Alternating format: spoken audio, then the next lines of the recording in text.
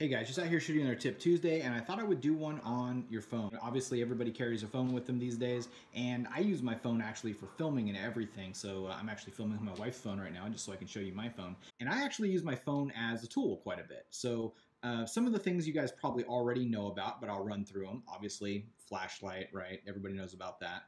If you are on an iPhone and you load up your compass,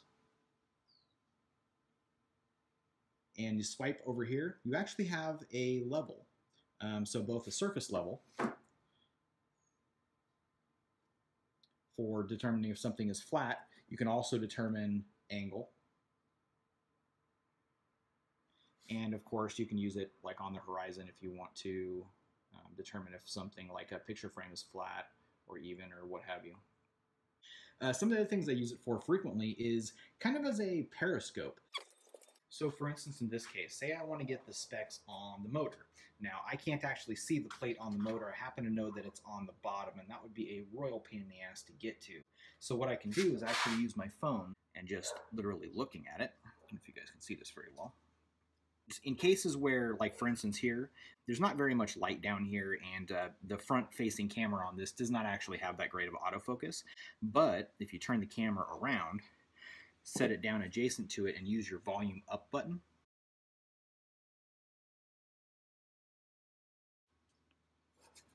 now get yourself a perfectly readable copy with a much better camera.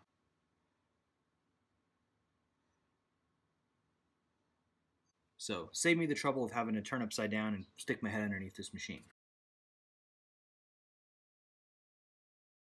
So another problem I often have is I'm either wanting to use the calculator on my phone or change the song or whatever, and I'm either wearing gloves or my hands are covered in something that I don't want to rub all over my phone. So in those cases, grab any old battery, use the negative end, and you can use that as a stylus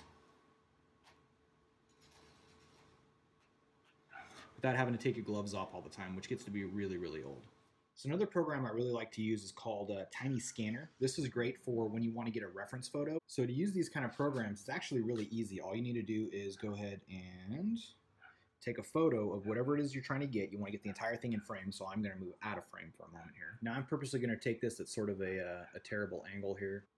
Now I didn't go out of my way to get this thing in focus or anything, but that's it. As you can see, it automatically tried to find the edges for me. Did a pretty good job, not perfect. I'm not going to fiddle with them, but you can drag around all the corners to get them right on the corners.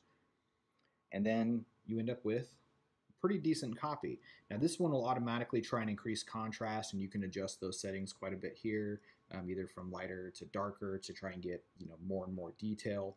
And then on top of all of that, if you go up to the setting here, you can actually just get a straight photo version of it.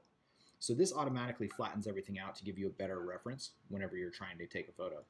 So I use this primarily to get pictures out of movies or out of YouTube videos where I want something as a reference photo. So if you found these tips handy, please like and subscribe. Until next time, talk to you later, YouTube.